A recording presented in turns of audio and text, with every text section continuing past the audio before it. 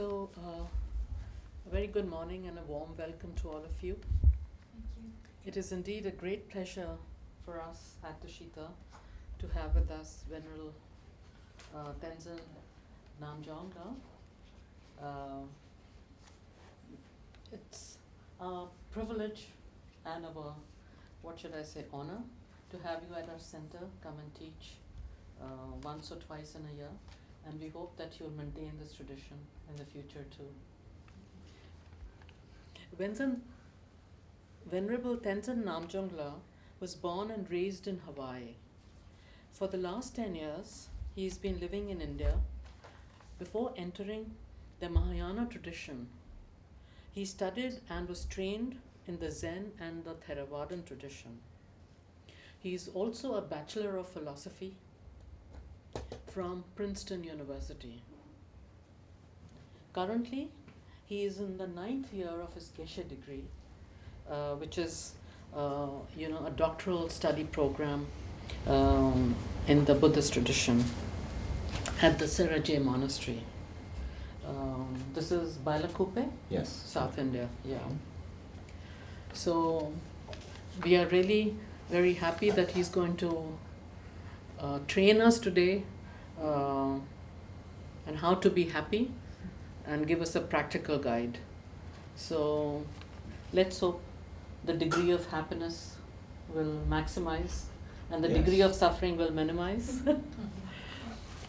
At the same time, I would like to make an announcement that we are again very fortunate that His Holiness the Dalai Lama will be giving a teaching for Tushita on 11th of December in Delhi.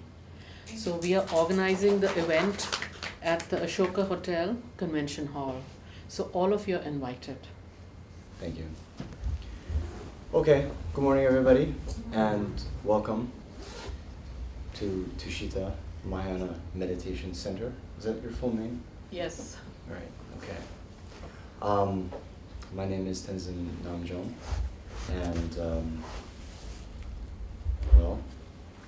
I've been asked to come here and the topic is going to be happiness, a practical guide.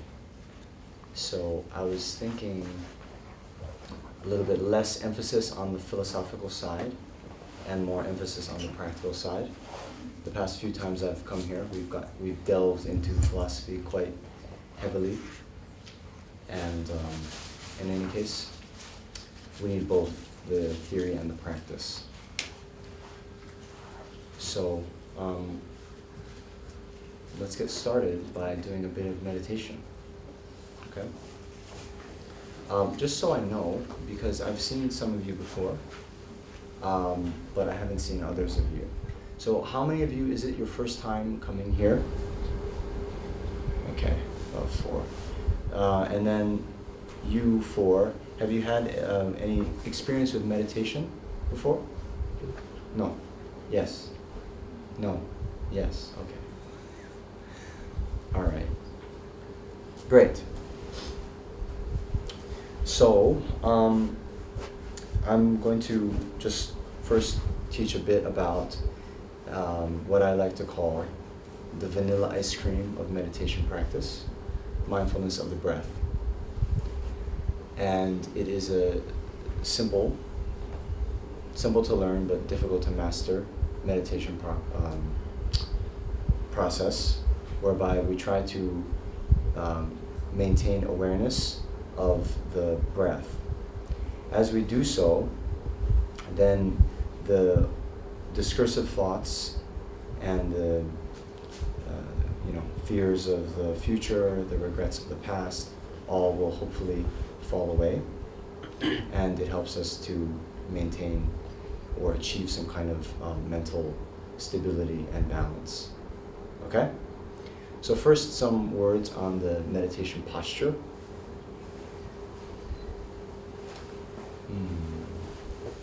So, the most important thing is to have a straight back.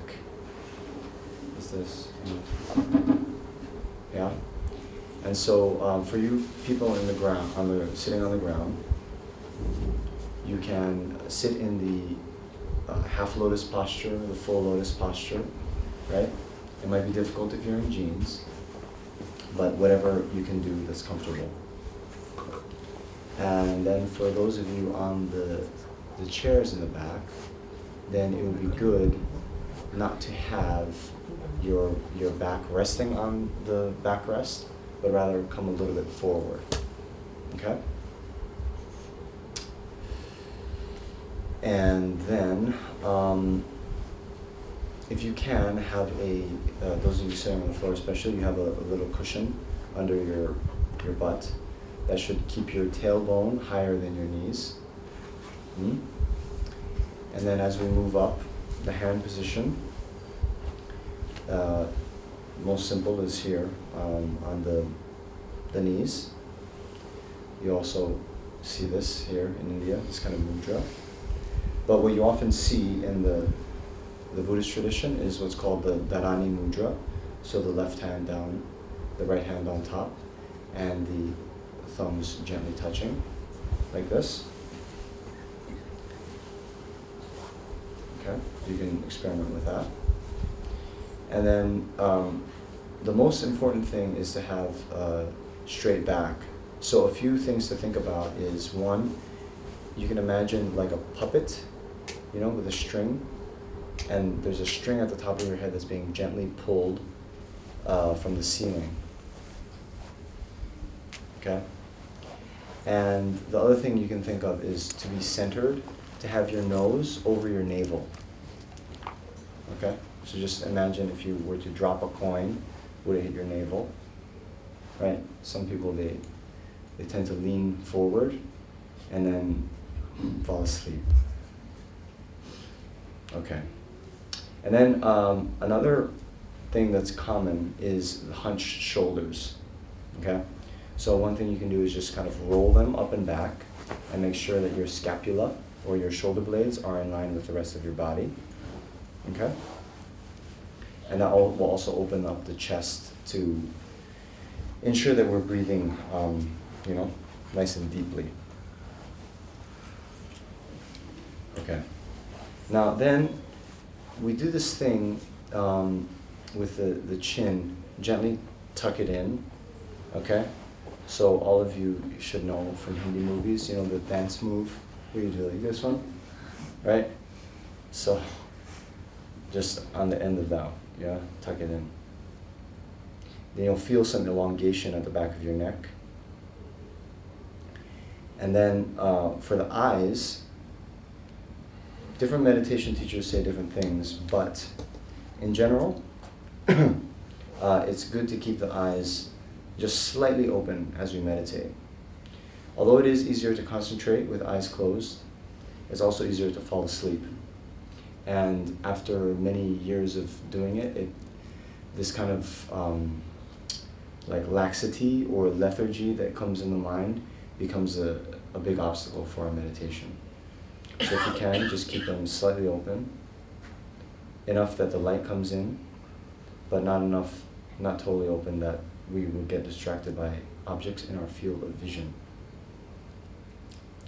Then we have our mouth closed, but natural, and our teeth not clenched. Okay? Don't clench the teeth. And then, since we've tucked our chin in, the gaze should be just kind of in the space in front of us. Not looking at something in particular, but just kind of relax the eyes. All right. And then at the beginning of the posture, it's helpful to just scan the body and see if there is any tension somewhere. So especially around the eyes and the face, there can be some, tension or squinting of the eyes. In the shoulders, perhaps, there's some tension. So just kind of, you can go from the top of the head down to the feet, scan each part, and check, is there tension? If there is, just put your mind to it and gently let it go. And some teachers even say you can think like, now I'm relaxing my eyes. and just be aware of the tension and let it go. Okay? So that's the posture. And here, for every type of meditation, there is an object of meditation. So our mind is trying to focus on something. Here in this meditation, we're using the breath as our object of meditation. But what that actually means is, as we breathe in and out, there will be a sensation in the body. And the two traditions that have developed, one was popularized by the Burmese master, Mahasi Sayadaw, which is focusing on the rising and falling of the abdomen. So you can notice as we inhale, the abdomen expands, and just become aware of that feeling, that physical sensation.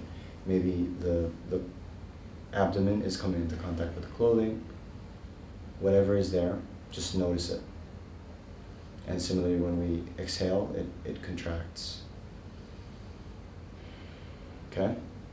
The other thing, and if you've done a Vipassana retreat in the Goenka tradition, they focus on the space between the upper lips and the nostrils, even in the nostril. So as we inhale, you'll feel the sensation of the air going over the skin.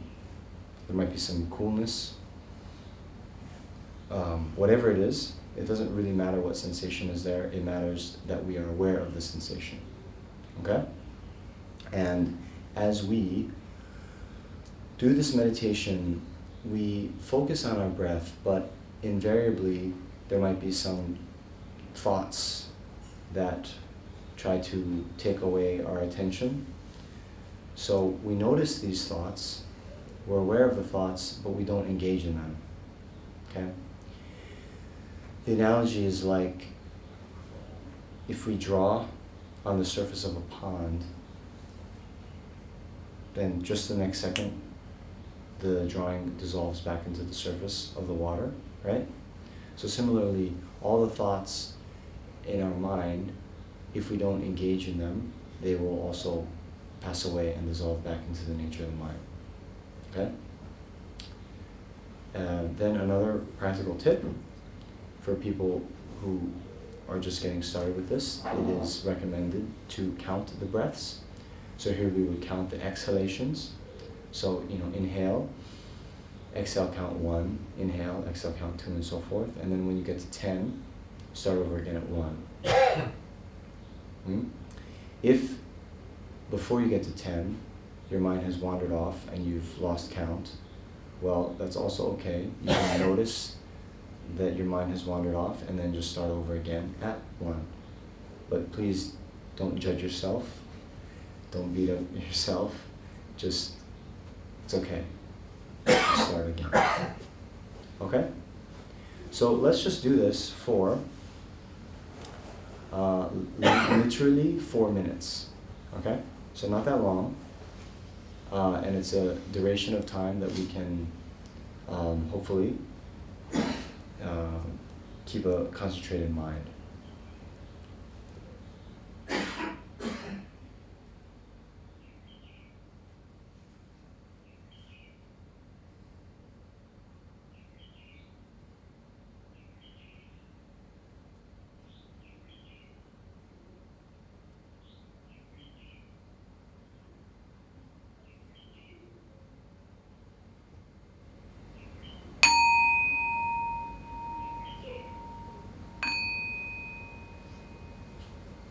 So please gently come out of the meditation and bring your attention back to the room.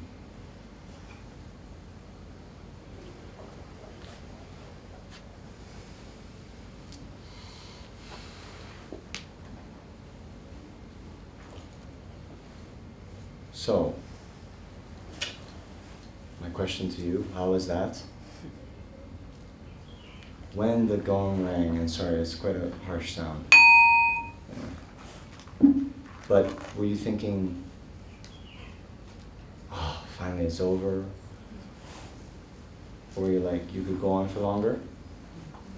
Okay, good. So here, the first practical tip.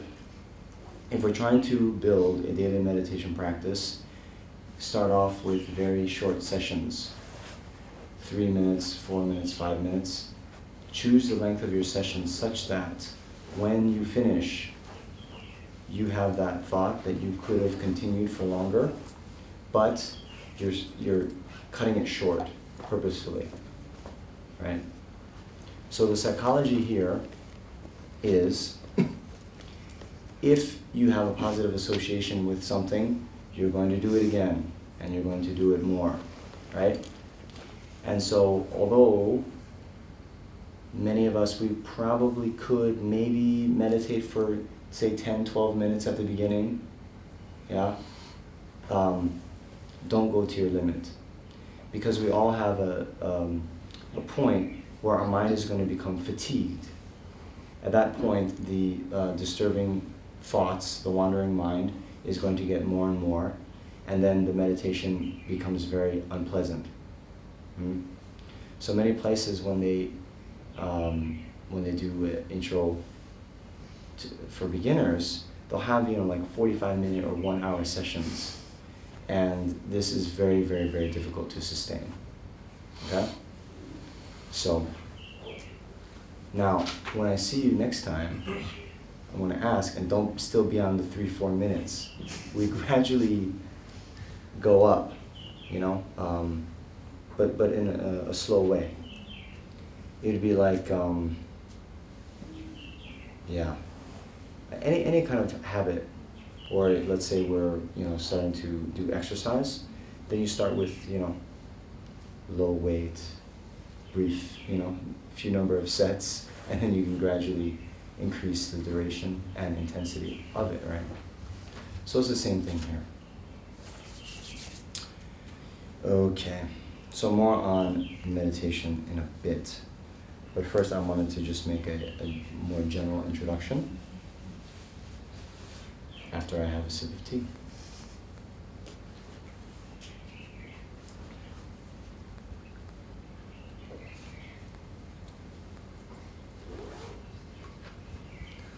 All right.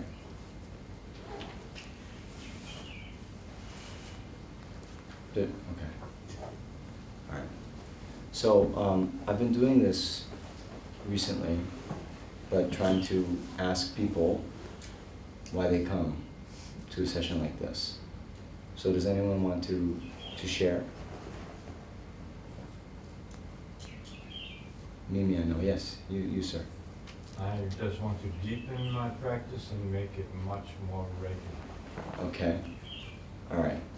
So there's this one strategy that is employed by Western psychologists, whereby you ask like the why question 7 times, and then you get to the real reason, right? So then my question to you, we would follow up, why do you want to deepen your practice and make it more regular? Because it's not regular. Anyway, okay. But why is that a problem? Why is having a irregular practice even something that you want to change? Okay. You see what I mean? So anyway, this is like the first kind of homework assignment I give to people, okay? And it's to, really clarify, because after you start getting into 2, 3, 4 of these why level questions, it's like, why is that, right? So I don't want to put you on the spot, sir. So I'll let it go. But this is very important for all of us to think about, because it is said that what makes our actions positive or negative is the motivation with which we undertake the action, not the action itself, right? So, especially in this tradition, a lot of emphasis is on the motivation. And before you start any practice, the teachers are always, banging into us the importance of having a good motivation. And so, I just wanted to say a few words about the motivation with which we should aspire to in terms of starting a meditation practice. Okay?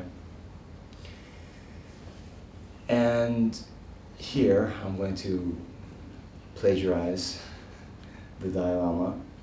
That's okay. And what he asserts, and I agree with, is that the entire starting point for our Dharma practice, for our lives actually, is this thought that we all want to be happy and we all want to avoid suffering.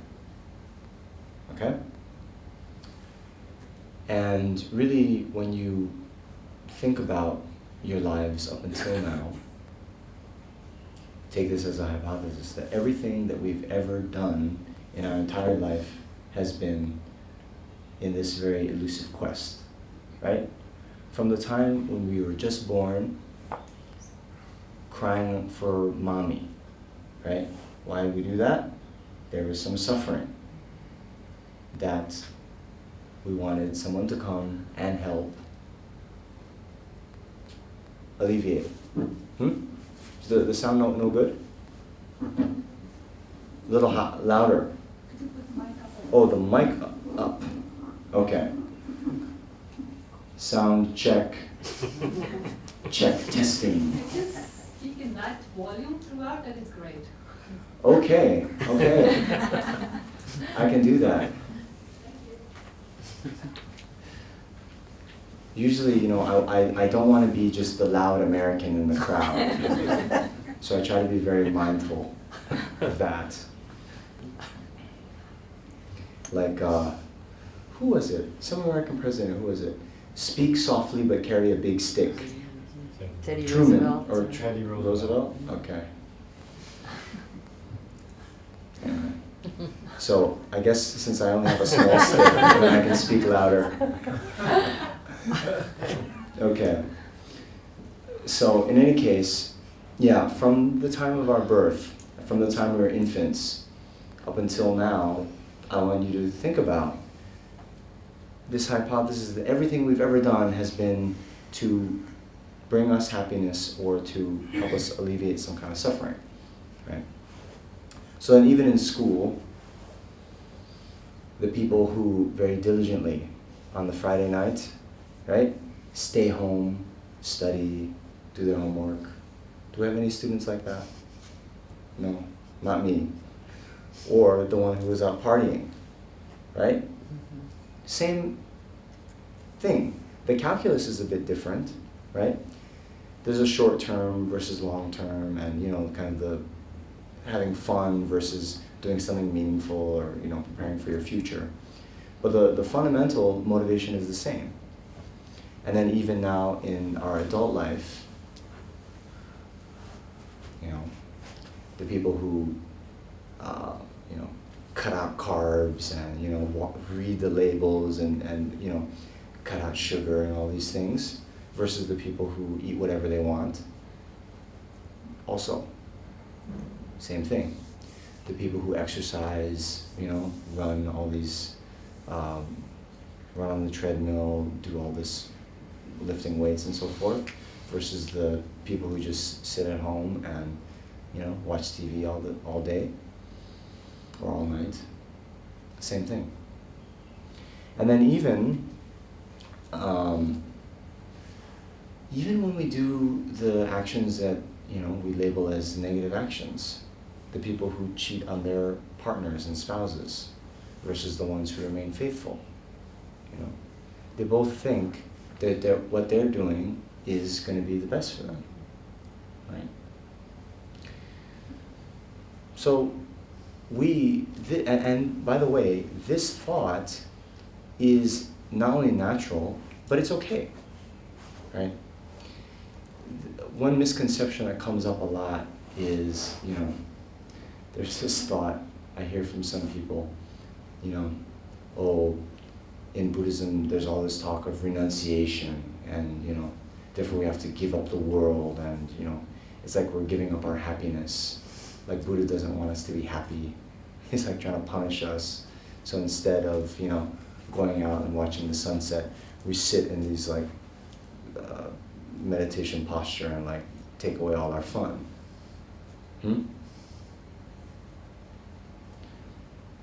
So it's not like that at all. The point is, when we really inquire into happiness and our lives, you see, what is happiness? It's a very, very elusive term too. And there's, even throughout the centuries, philosophers and spiritual masters and people have had many different thoughts about it. And, well, to really pin down a definition is difficult, but I'll just suggest a few different dimensions that we can think about. So, you know, all these things with, you know, eating good food, or being in a nice environment, sitting on a, you know, comfortable chair, sleeping in a comfortable bed, the kind of external, arranging our external environment in such a way that gives us more comfort or pleasure, there is something there, you know? And here, we're not denying that or even, you know, trying to get rid of that. So, given a choice, I would certainly rather eat nice tasting food and, you know, be in a nicely air-conditioned room. Is that new, by the way? Not this one? Yeah. I think Relatively Okay, speaking. okay. Well, it wasn't here last time I was here. Or maybe, anyway. You were there in the winter, probably. I see. Anyway, it's nice. No, we work hard for you, Thank you, yes. kindness of everybody. Yeah. So, yeah, it's good. Before, you know, especially you guys in Delhi in the summer, you know, it's really hot here, right? And so it's not about punishing yourself or denying that, right? But the thing is, when we inquire, all those external factors, right, they're good, but are they sufficient? And just by arranging our environment in a certain way, is that the only strategy or the best strategy for attaining happiness, right? And so we see in the world, okay, although the society and our parents and everything, you know, the media has been telling us a certain formula for getting happiness, right? Well, the very people that have everything on that list, you know, like wealth, fame, good looks, six-pack abs, whatever, right? Then, how much happiness is actually there? So I know in for example, the, you know, they're like gods in society, you know, these like Hollywood, Bollywood celebrities, right? In that peer group, right? How much drug and alcohol abuse is there? How much even suicide? How much you know, depression, and even,